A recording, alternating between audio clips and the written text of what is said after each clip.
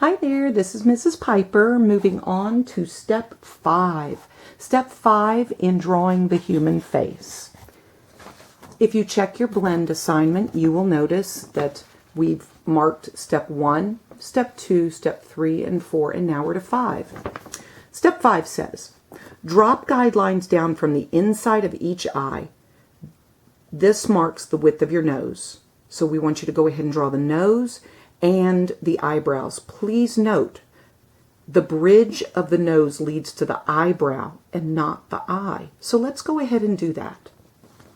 So if we're looking at the inside of each eye, we're talking about where you pull the sleep out in the morning. I'm going to drop a very, very light guideline down, and this is going to mark the edge of the nose. Oops, I'm going to zoom in. Okay?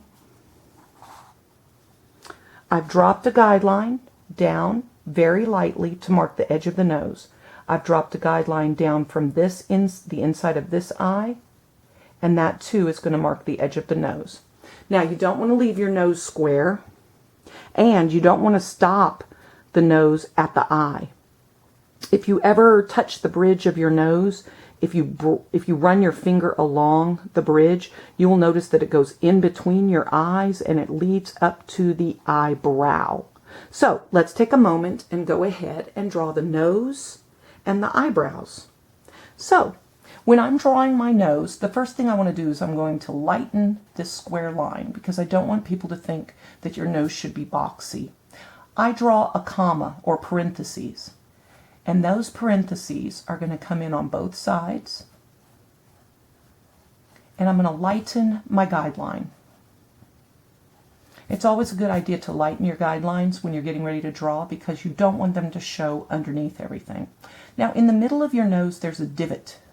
It's got that cartilage, and that cartilage leads up to your nostril. So I'm going to go ahead and draw that in, both sides.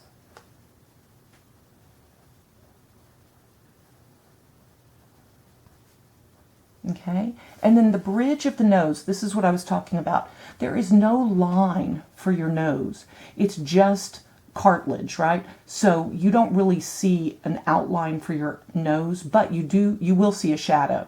So what I'm doing is I'm drawing that very, very soft line up here to the top where it leads to the eyebrow. And you will notice that the eyebrow is constructed of a lot of little short hairs. So instead of sitting there and drawing one big line, I'm doing a lot of little lines. So you're going to draw the eyebrow. And I would not draw the other side of the nose, but I would erase the guideline. And then right up here at the top, you can make a little bitty shadow. So it's just, you're implying the edges or the curve of your nose is there, but you're not actually drawing it real dark. And then bring it up, and there's your next eyebrow. I'm going to come around so I can draw it.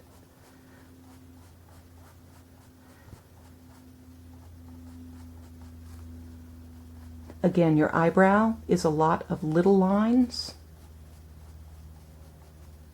and you want to try to make them pretty symmetrical.